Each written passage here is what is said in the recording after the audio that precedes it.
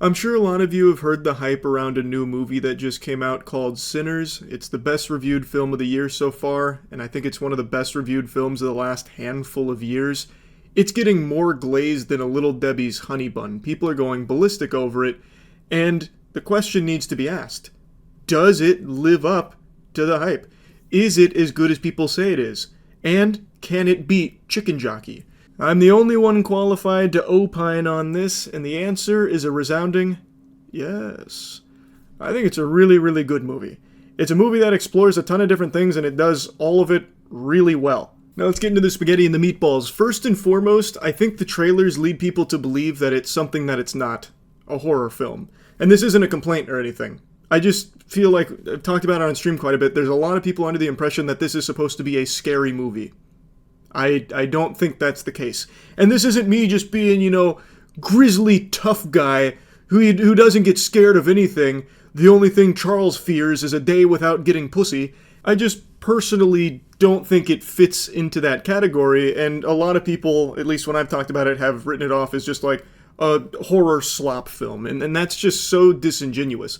Like, it's not a film that's trying to focus primarily on making the viewer fucking throw popcorn in their face out of fear and panic and wetting their britches. Like, that's not what the movie sets out to do. Like, yes, there's some unnerving scenes. They're there for a purpose other than just being boo to the viewers. There's like 2 or 3 jump scares in the movie, but just because they're jump scares doesn't automatically categorize it as a horror film. I've yapped about this for a minute here, but the whole reason is because I just don't like to see people write something off like this because they dislike horror films. I think this is a movie that a lot of people are really going to enjoy because it offers something very creative and very different.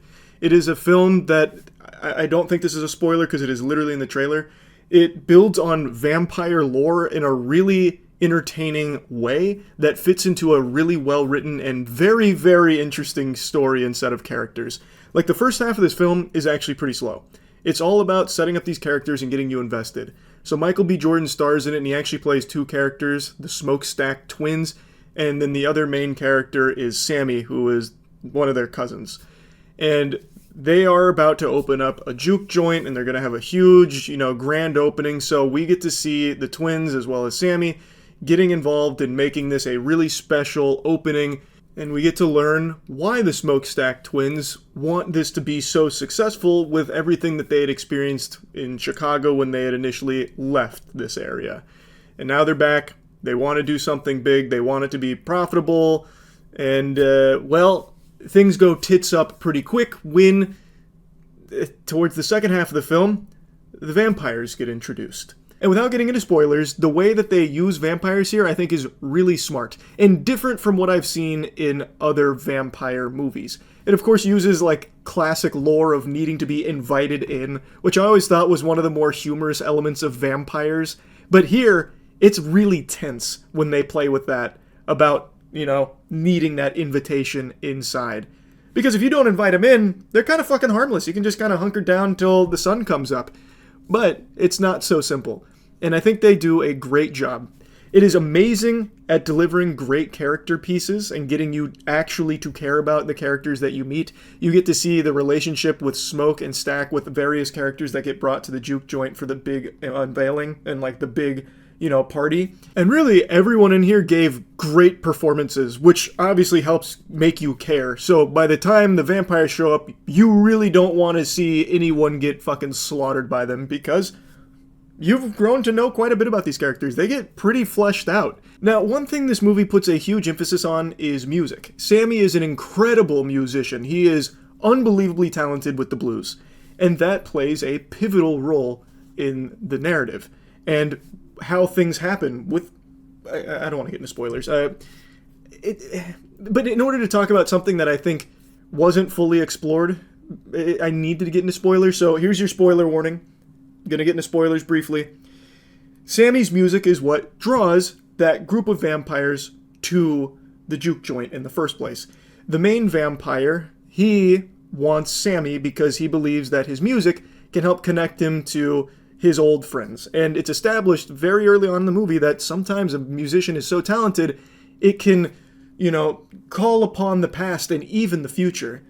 And there's a scene in the middle of the movie where he's delivering an incredible performance at the juke joint.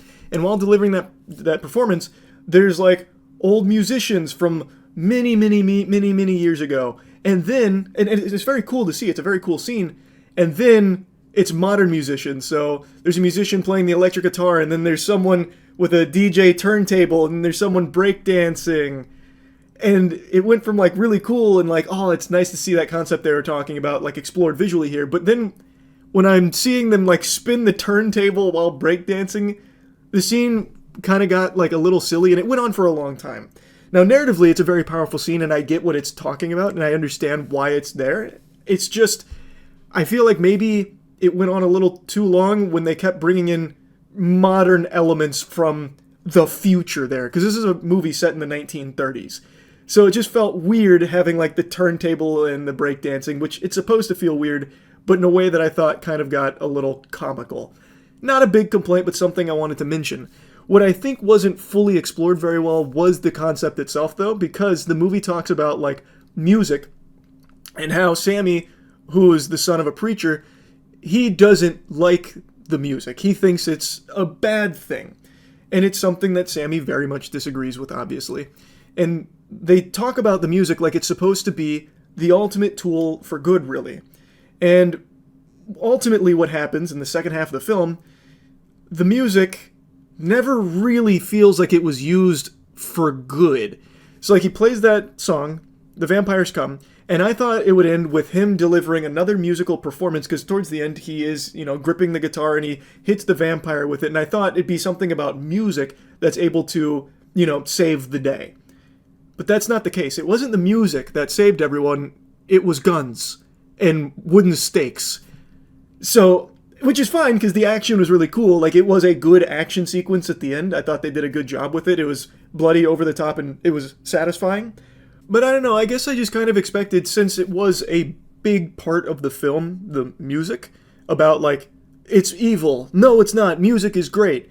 I thought that was going to be the moment where it triumphs and it shows the music is so powerful. Not only can it project, the past and the future, but look at how it can, heal and everything.